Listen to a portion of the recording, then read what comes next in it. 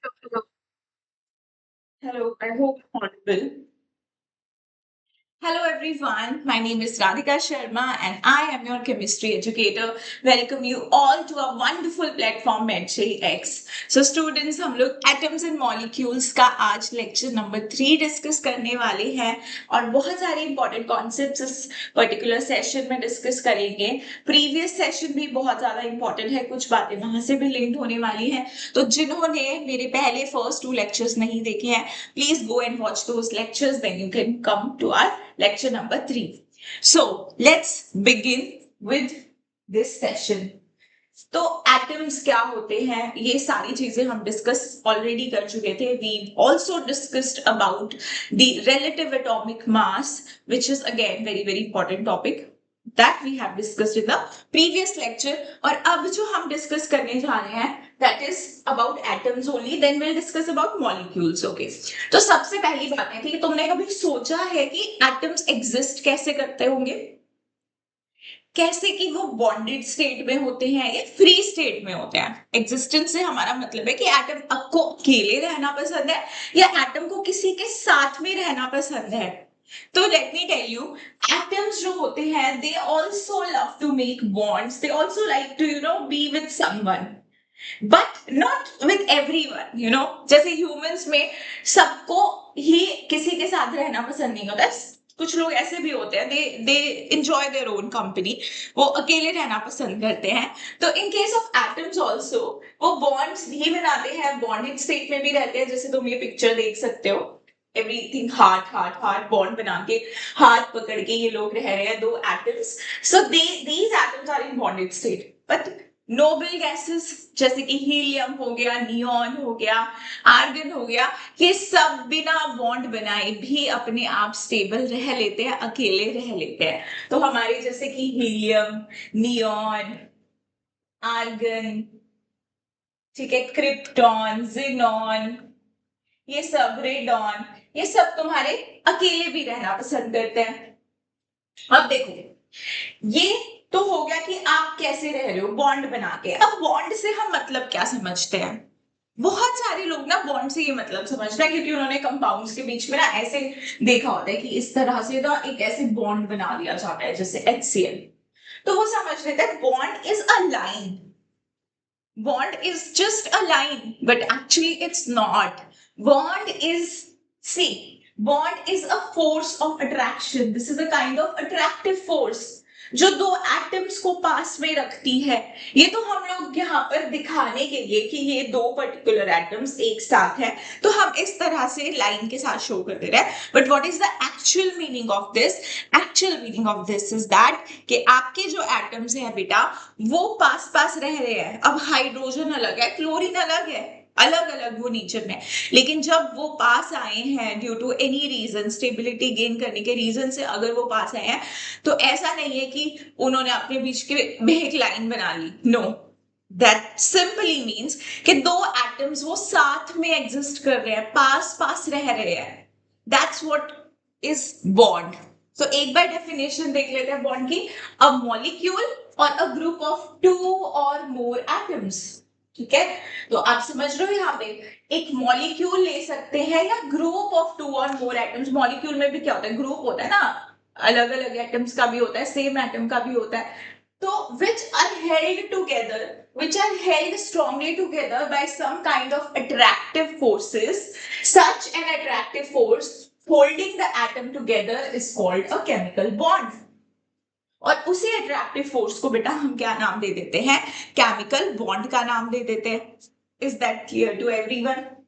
Now let's just move to this molecules of elements and molecules of compound. Now what is a molecule? है ना, group of atoms को हम molecules बोल देते हैं ना. बड़ी कंफ्यूजन होती है कि आप जो कंपाउंड्स हैं उन्हें भी molecules बोल देते हो, आप जो एलिमेंट्स हैं उनको भी मॉलिक्यूल्स बोल देते हैं. तो हम ये साइमल्टेनियसली इस तरह से टर्म को यूज करते रहते हैं. This should be understood. तुम्हारे माइंड में ये अंडरस्टैंडिंग होनी चाहिए इस चीज की कि there can be a molecules of elements and there can be the molecules of compounds.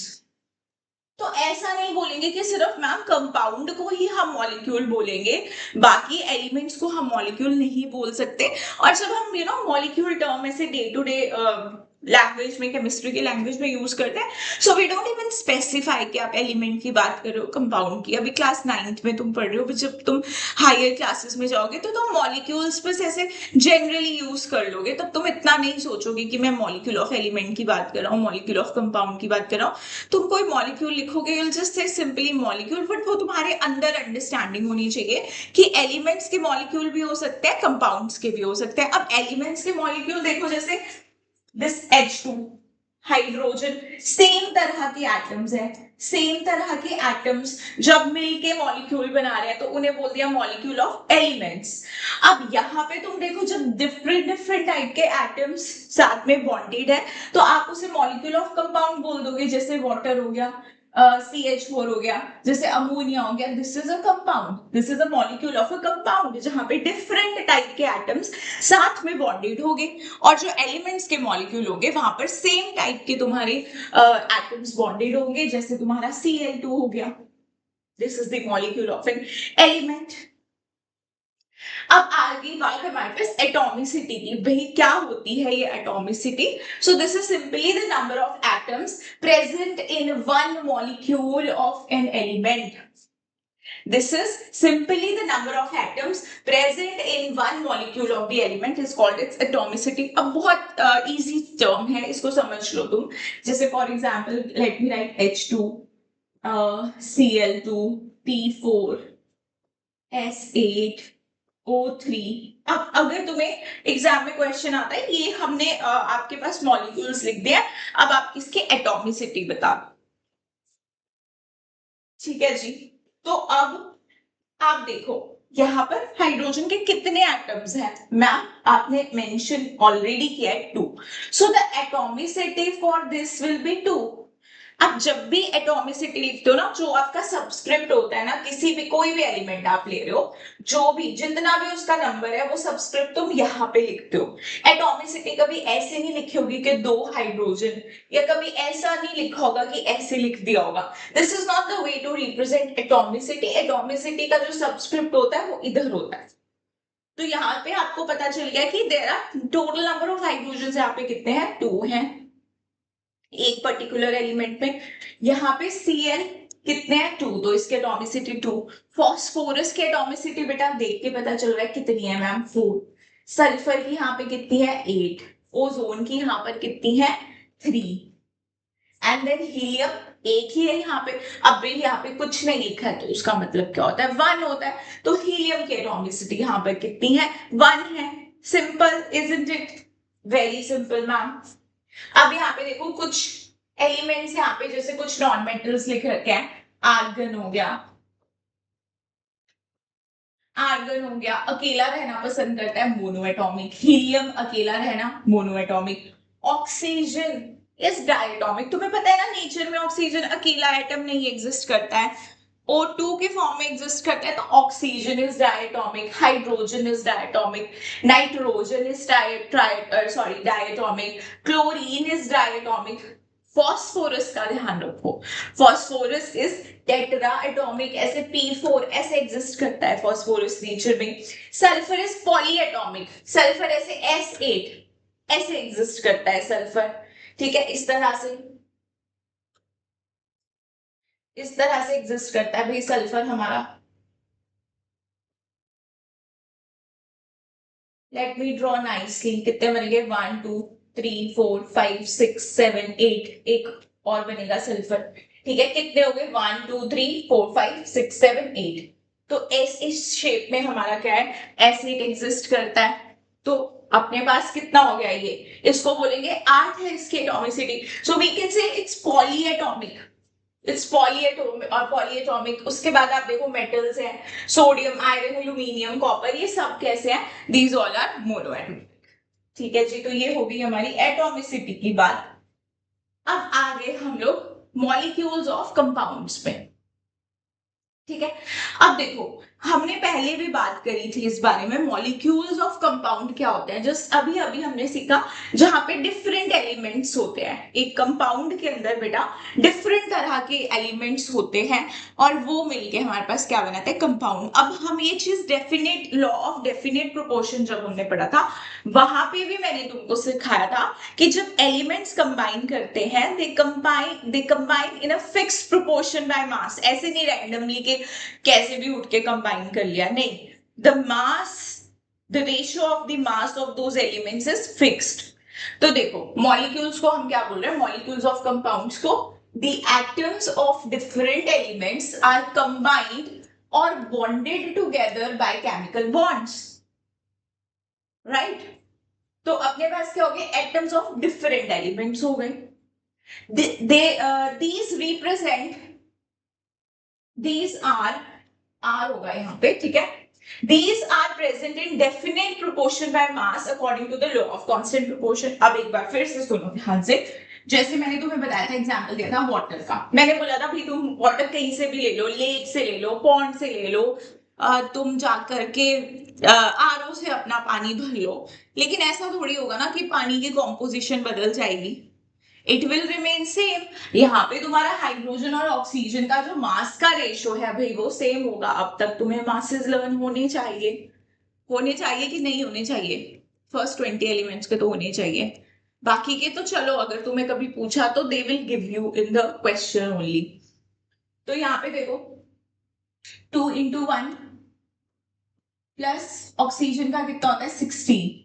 तो यहाँ पे अगर मैं ऐसे लिख दूं भाई कि हाइड्रोजन का मास 2, ऑक्सीजन का 16, इसका सिंपल रेशियो भी लिख दूं, that comes out to be 1:8। तो कहने का मतलब है हाइड्रोजन ऑक्सीजन जो है वाटर के अंदर इसी रेशियो में प्रेजेंट होगा, इसी रेशियो के अंदर प्रेजेंट होगा। Is that clear? अब the molecules of compounds may also be diatomic, triatomic, tetraatomic and polyatomic in nature depending upon the number of atoms linked or combined by chemical bonds। भाई molecules भी तुम्हारे tetraatomic, triatomic, diatomic ऐसे हो सकते हैं, इस तरह के molecules हो सकते हैं, ठीक है। अब देखो जैसे तुम्हारे पास हो गया NH3, ठीक है, इसको क्या बोलोगे तुम, कितने नंबर ऑफ एटम्स है मैम, 1 तो नाइट्रोजन है, 3 हाइड्रोजन है, सो this is tetra atomic, this is tetra atomic. अगर मैं ले लू कार्बन डाइऑक्साइड तो इसको तुम क्या बोलोगे, this is your try atomic, this is your try atomic molecule, ठीक है जी। अब कोई कोई भी एग्जांपल ले लो, आई थिंक अब तुम किसी भी मॉलिक्यूल की एटॉमिसिटी बता सकते हो, कोई भी मॉलिक्यूल की बता सकते हो, सिंपल। अच्छा वाटर की बता दो ma'am, water is also triatomic. अच्छा कार्बन मोनोऑक्साइड की बता दो ma'am, there are only 2 atoms we can see here, so this is diatomic. अब देखो यहाँ पे एक लाइन लिखी है, उसको रीड कर लेते हैं, क्या मतलब है उसका। कह रहे हैं molecules are the smallest particle, molecules are the smallest particle of an element or compound which can exist freely and shows all the properties of the substance। ठीक है, अब देखो ये देखो भाई, मैंने यहाँ पे क्या कर लिया, ये बहुत सारा पानी है, पानी है, पानी। अब मैं पानी की प्रॉपर्टीज को ना जानना चाहती हूँ कि पानी की प्रॉपर्टीज है क्या, तो उसके लिए ना मुझे दुनिया भर का सारा पानी लेके आने की जरूरत नहीं है।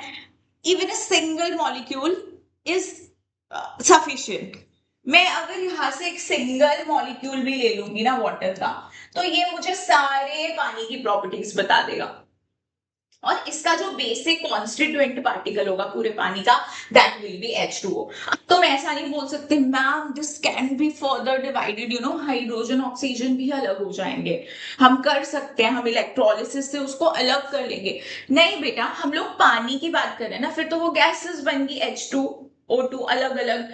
हम पानी की बात करें, सिर्फ वाटर की, जब वाटर अपनी खुद की स्टेट में है, जब पानी पानी ही है, तो वह पानी को तोड़ के उसको गैसेस में नहीं बदल रहा है। हम पानी की बात करें, पानी का एक basic constituent particle is H2O, और ये एक पार्टिकल हमें पूरे पानी की प्रॉपर्टी समझा सकता है।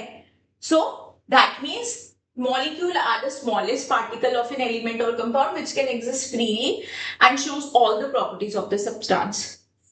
वो फ्रीली एग्जिस्ट कर सकते हैं और अपने पूरे जो भी कंपाउंड है उसकी सारी प्रॉपर्टीज को वो शो कर सकते हैं, चाहे वो H2O का एग्जांपल ले दिया या फिर मैं मॉलिक्यूल ऑफ एलिमेंट की बात करूं O2, तो एक सिंगल मॉलिक्यूल सफिशिएंट होगा मुझे सारे ऑक्सीजन की प्रॉपर्टीज को बताने के लिए. Okay, is that clear? अच्छा, अब हम पढ़ रहे हैं रिलेटिव मॉलिक्यूलर मास. अब जिस बच्चे ने मेरे पिछले सेशन वाली नहीं देखा है, सेशन पिछला जो हुआ है लेक्चर नंबर 2, उसमें मैंने तुमको ऑलरेडी करवा दिया हुआ है relative atomic mass. This is relative molecular mass.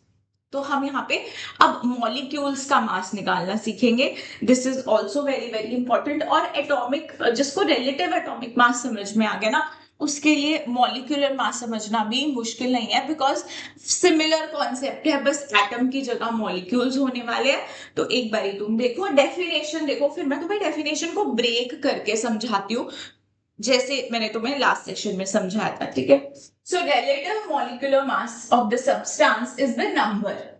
ये चीज को हाईलाइट कर लो भाई, it is a number which indicates how many times the mass of molecule is heavier in comparison to 1/12 the mass of atom of C12. अच्छा, इसको 1/12 the mass of atom of C12 को ही हमने क्या बोल दिया था बेटा? 1 AMU.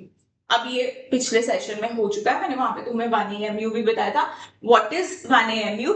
It is 1/12 the mass of atom of C12. यहाँ पे हमने कार्बन का एक C12 आइसोटोप ले लिया. और भी होते हैं 13 14 भी होते हैं, लेकिन हम कौन से मास वाला कार्बन ले लें जिसका मास नंबर 12 है, उसको हम रेफरेंस मान के यहाँ पर चल रहे हैं.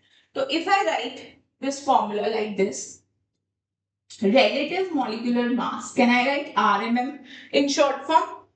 Okay, so now we can say the actual mass of molecule divided by 1/12 the mass of 1C12. ऐसे लिख सकती हूं मैं, कोई प्रॉब्लम? अच्छा, अब मैम आपने पहले ही बोला था आप इतना बड़ा बड़ा क्यों लिख रहे हो, जब आपको पता ही है already that 1/12 the mass of 1C12 को ही हम 1 AMU बोल रहे हैं. सो डोंट डू इतनी मेहनत, just simply write 1 AMU. Actual mass of molecule divided by 1 AMU, या सीधे AMU लिख दो ना, ये तुम्हारे पास क्या आ गया? Relative molecular mass. अच्छा बेटा, अब मुझे एक बात बताओ, ऊपर भी मास नीचे भी मास, तो क्या इस रिलेटिव मॉलिक्यूलर मास का यूनिट होगा? क्या इस रिलेटिव मॉलिक्यूलर मास का कोई यूनिट होगा? No, it is unitless. It is unitless. इसका कोई भी यूनिट नहीं होगा. अब जरा एग्जाम्पल से समझो भाई, एग्जाम्पल से समझते हैं हम लोग. जैसे मैंने बोला तुमको, relative molecular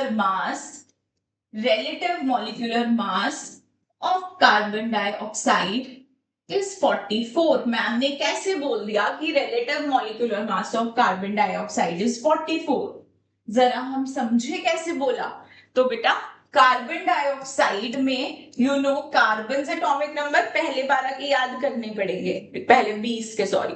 तो क्या होता है कार्बन का 12, एक ऑक्सीजन का 16, तो दो ऑक्सीजन का 32. 32 plus 12 comes out to be 44 only. तो ऐसे मैम ने कार्बन डाइऑक्साइड का मॉलिक्यूलर मास बता दिया, रिलेटिव मॉलिक्यूलर मास. ठीक है, रिलेटिव मॉलिक्यूलर मास लिखा है तो देखो ध्यान से, मैंने कोई यूनिट नहीं लिखा है बिकॉज इट इज यूनिटलेस. अब फॉर्मूला तुम्हारा क्या था बेटा? RMM, relative molecular mass, is equal to actual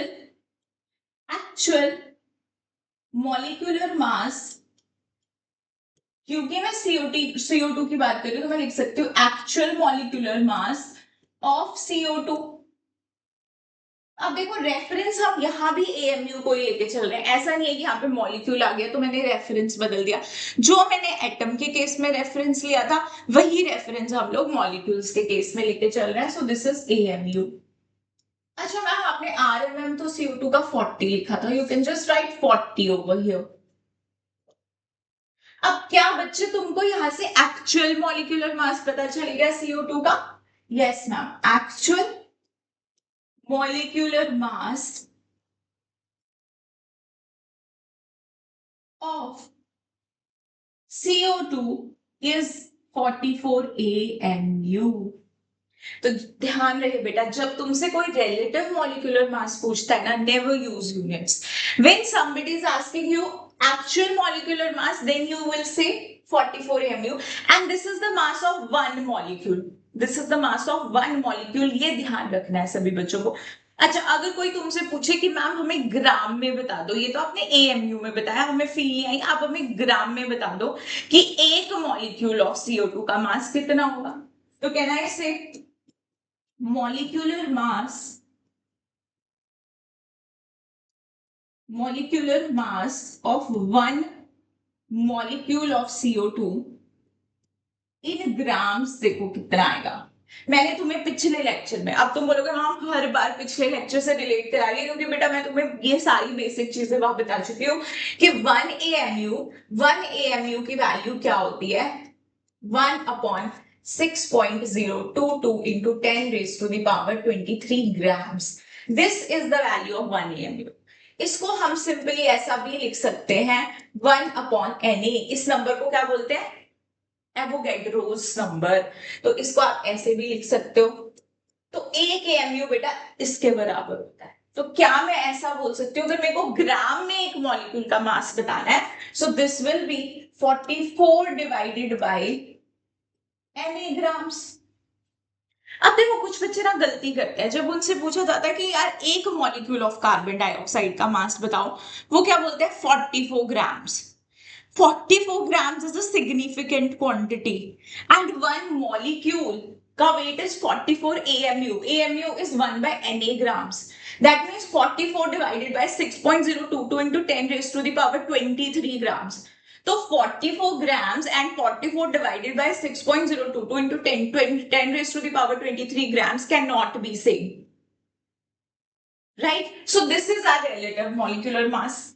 अब आप पढ़ते हो ना, अभी मैंने तुम्हें बोला कि एक mole of something is equal to 6.022 into 10 raised to the power 23 entities. अब अगर मैं बोलूं कि मुझे तुम बता दो कार्बन डाइऑक्साइड के एक मोल का मास, एक मोल कार्बन डाइऑक्साइड का मुझे मास बता दो, तो तुम कैसे बताओगे? मैम आपने हमें अभी अभी एक मॉलिक्यूल का मास बताया, तो हम 6.022 into 10 raised to the power 23 CO2 का मास भी बता सकते हैं। इस नंबर को शॉर्ट में हम लिख सकते हैं Na, और उसी को हम लोग क्या बोल देते हैं, क्या बोल देते हैं उसको हम लोग, ग्राम मॉलिक्यूलर मास। तो मैं ऐसा लिख सकते हो यहाँ पे gram molecular mass. Gram molecular mass बेटा क्या है, मास ऑफ 1 मोल मॉलिक्यूल्स। तो अब अगर मेरे को निकालना है gram molecular mass of CO2, तो मतलब I am saying mass of NaCO2 मतलब 6.022 CO2 and I know that mass of 1 CO2 molecule हमारा आया था 44 डिवाइडेड बाय Na ग्राम्स। देख लो, चेक कर लो भाई, यही आया था इन टर्म्स ऑफ ग्राम्स। हमारे पास ग्राम मॉलिक्यूलर मास क्या होता है, mass of 1 mole molecules in grams. इसको हम लोग क्या बोलते हैं, ग्राम मॉलिक्यूलर मास। तो मास ऑफ Na मॉलिक्यूल्स, क्योंकि मैं निकालना चाहती हूँ ग्राम मॉलिक्यूलर मास, ये हम निकाल रहे हैं GMM। तो बेटा अगर एक मॉलिक्यूल का 44 बाय Na है, तो फिर Na Na molecules का क्या हो जाएगा into Na, so that means it comes out to be 44 grams. तो देयर इज अ डिफरेंस. अगर आपसे कोई एक मॉलिक्यूल का वेट पूछता है तो आप बोलोगे एएमयू में. अगर आपसे पूछता है एक मोल क्वांटिटी का वेट तो आप आंसर करोगे ग्राम्स में. अगर कार्बन डाइऑक्साइड के एक मॉलिक्यूल का वेट 44 एएमयू है तो एक मोल मॉलिक्यूल्स का वेट 44 ग्राम्स है. ये बात क्लियर हुई. अगर कोई रिलेटिव मॉलिक्यूलर मास पूछता है कार्बन डाइऑक्साइड का, सो दैट इज जस्ट 44. उसके साथ आप कोई यूनिट्स नहीं बोलोगे. अब कैसे कैलकुलेट तुम कैसे करते हो मॉलिक्यूलर मास, वो मैं तुम्हें वैसे ही समझा चुकी. अब जैसे NH3 है, तुम कैलकुलेट कैसे करोगे? मैम वी नो नाइट्रोजन का मास 14, हाइड्रोजन का तुम क्या करोगे मैम? 14 नाइट्रोजन का, हाइड्रोजन 3 into 1, तो हमने कैलकुलेट कर लिया 17. तो मैं कैलकुलेट करना होगा HNO3 का. तुम बोलोगे मैम हाइड्रोजन का 1, नाइट्रोजन का 14, 3 ऑक्सीजन है तो 3 into 16 करेंगे, this will comes out to be 63. मैं यूनिट नहीं लिख रही हूँ, ये समझ लो मैं रिलेटिव मॉलिक्यूलर मास तुमको बता रही हूँ इन सारे कंपाउंड्स के जो इंपॉर्टेंट है. CO2 का भाई अभी अभी बताया था, 12 plus 2 into 16 comes out to be 44. H2SO4, ये मैं वो मॉलिक्यूल्स लिख रही हूँ बेटा जो तुम जब हायर क्लासेस में जाओगे मोल कॉन्सेप्ट के क्वेश्चन करोगे बहुत फ्रीक्वेंटली तुमको ये वाले कंपाउंड्स यूज करने को मिलेंगे. तो अभी सीख लेंगे, इट्स गुड. 2 into 1, ठीक है. अब मैम सल्फर का एटॉमिक वेट कितना होता है? ठीक है, सल्फर इज योर 32. याद नहीं है तो क्या कर सकते हैं? अगर मान लो किसी को याद नहीं है एटॉमिक वेट, तो आप क्या कर सकते हो? कुछ केसेस में एटॉमिक नंबर को डबल कर सकते हो. ठीक है, एटॉमिक नंबर को डबल कर सकते हो. जैसे ऑक्सीजन का एटॉमिक नंबर 8 है तो आपने डबल करके कर दिया 16, लेकिन हर केस में डबल नहीं. जैसे कुछ केसेस में ऑड नंबर, जैसे नाइट Na है, Na का एटॉमिक नंबर इज 11, आपने डबल किया तो 22, but actually the atomic weight of Na is 23. तो odd वाले नंबर में you have to 1 प्लस करना पड़ेगा आपको. जैसे 11 है तो 11 का डबल 22 प्लस 1 23. लेकिन इवन नंबर है, जैसे ऑक्सीजन का एटॉमिक वेट 8 तो डबल कर दिया 16. इवन नंबर है so you don't have to add 1. इस तरह से आप कर सकते हो. फिर 4 ऑक्सीजन, 4 into 16, ये आ जाएगा तुम्हारा 98. इसको डायरेक्ट याद रख लो. फिर तुम्हारे पास आ गया ग्लूकोज मॉलिक्यूल C6H12O6.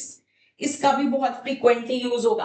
कैसे करोगे ma'am? 6 into 12 plus 12 into 1 plus 6 into 16, ये तुम्हारा आ जाता है 180. तो कुछ मॉलिक्यूल्स ऐसे हैं जिनकी प्रैक्टिस तुम करोगे तो तुम्हारे लिए अच्छा रहेगा. Water, I don't think so I have to calculate this. H2O का कितना आ जाएगा यहाँ पे? 2 into 1 plus 16, this comes out to be 18. अच्छा, अगर तुम्हें कभी ऐसे आ गया H2O और ऊपर छोटा सा ऐसे 18 लिखा ऑक्सीजन के ऊपर, इसका मतलब क्या होता है? इसका मतलब है बेटा उन्होंने नॉर्मल वाली ऑक्सीजन यूज नहीं करी है जिसका एटॉमिक वेट 16 है. उन्होंने कौन सी ऑक्सीजन यूज करी है? उसका एक अलग आइसोटोप यूज किया है जिसका वेट 18 है. तो तुम क्या करोगे?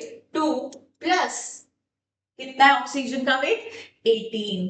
तो यहाँ पे तुम्हारा क्या आ जाएगा? 20. इस तरह से हम लोग एटॉमिक वेट को कैलकुलेट करेंगे. Is that clear? I hope तुम्हें कैलकुलेशन आ गया होगा अभी. अब देखो एक और टाइप का मास होता है, ये भी उसी तरह से कैलकुलेट होगा जैसे तुमने मॉलिक्यूलर मास अभी कैलकुलेट किया है. Similarly you have to calculate formula unit mass. एक बार देख लो, in case of ionic compounds we calculate formula mass as the formula of ionic compound is called the formula unit of ionic compound.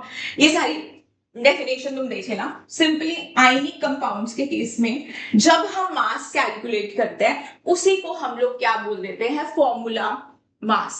ठीक है, formula mass. अब ये किससे मिलके बना है? Na पॉजिटिव Cl नेगेटिव से.